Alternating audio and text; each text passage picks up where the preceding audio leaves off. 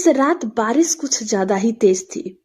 काले बादल ऐसे गड़गड़ा रहे थे मानो आसमान फट जाएगा।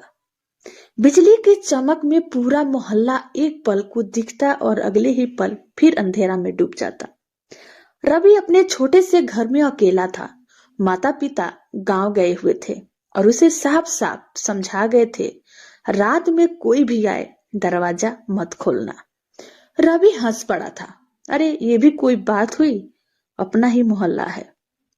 लेकिन अब रात के ठीक 12:07 पर वही बात उसके दिमाग में हथौड़े की तरह बज रही थी कि रात में कोई भी आए दरवाजा मत खोलना, दरवाजा मत खोलना। घड़ी चल रही थी, तभी किसी ने उसके दरवाजे पर दस्तक दी। रवि का दिल जोर जोर से धड़क उठा। उसने टीवी की आवाज धीमी कर दी और उसने कहा, कौन कौन है वहां? उसके आवाज कांपती आवाज में पूछ रही थी। बाहर से किसी औरत की धीमी सी आवाज आई, बेटा दरवाजा खोल दो, बहुत बारिश हो रही है। रवि ने झांकने की कोशिश की, लेकिन बाहर बस अंधेरा और पानी की लकीरें थी। कोई चेहरा नहीं दिखा। उसे माँ की बात याद आई, अगर आवाज पहचानी सी लगे तब भी मत खोलना। रवि ने खुद को समझाया, शायद कोई पड़ोसन होगी, लेकिन फिर उसने गौर किया, उस औरत की आवाज में कुछ अजीब था, जैसे बोलते समय सांस उल्टी दिशा में चल रही हो। ठक ठक ठक। इस बार दस्तक तेज थी, मतलब उसके दरवाजे की आवाज काफी तेज तरीके से बजाया जा रहा था। दरवाजा खोलो ना, ठंड लग रही है। आवाज अब थोड़ी बदल चुकी थी, उसमें एक अजीब सी बेसब्री थी। रवि पीछे हट गया। माफ कीजिए, अभी नहीं खोल सकता। कुछ सेकंड की खामोशी, फिर से हंसी, धीमी आवाज में, ऐसी हंसी जो इंसानों की नहीं लगती थी। अच्छा तो तुम भी जानते हो। आवाज अब भारी हो गई थी, बिल्कुल मर्दाना की तरह। रवि के रोंगटे खड़े हो गए। उसने मोबाइल उठाकर मां को कॉल करना चाहा, फिर उसके मोबाइल में नेटवर्क नहीं। बिजली चमकी। पिपहोल से झांकते हुए उसने जो देखा, उसके हाथ कांपने लगे।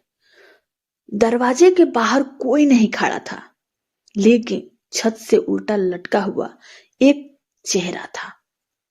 सफेद आंखें, बिना पुतलियों के, मुंह जरूरत से ज्यादा चौड़ा और गर्दन असंभव तरीके से मुड़ी हुई। रवि पीछे गिरते गिरते बचा। खोलो दरवाजा। आवाज अब सीधी उसके कानों के अंदर गूंज रही थी, जैसे वह घर के अंदर ही हो। रवि भागकर अपने कमरे में गया और दरवाजा बंद कर लिया।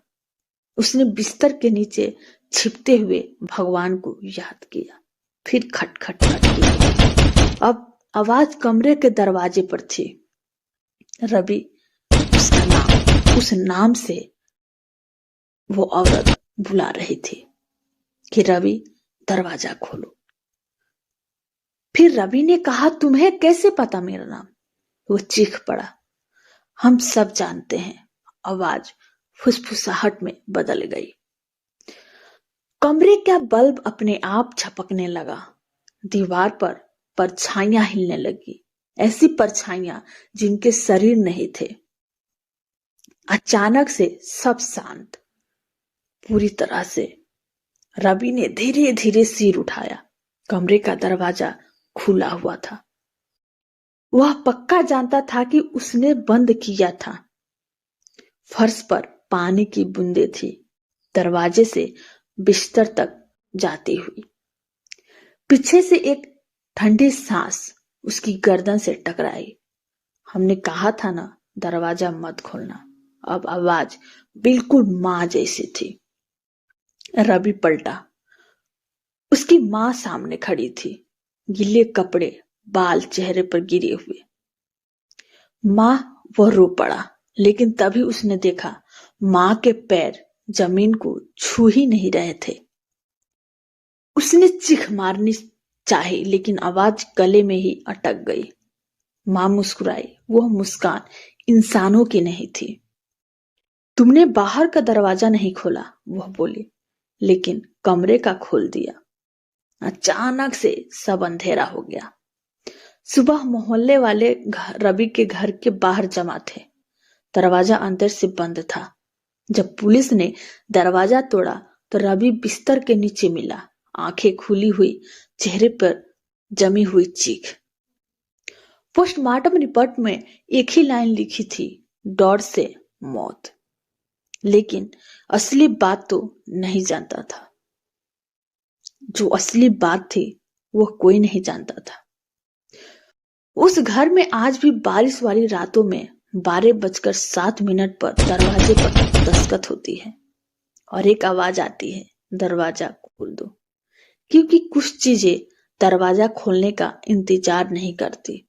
तो दोस्तों, कहानी कैसी लगी कमेंट करके जरूर बताएं। अच्छी लगे तो लाइक शेयर सब्सक्राइब जरूर करें, ताकि डेली रात हमारी 9 बजे वीडियो की आप आनंद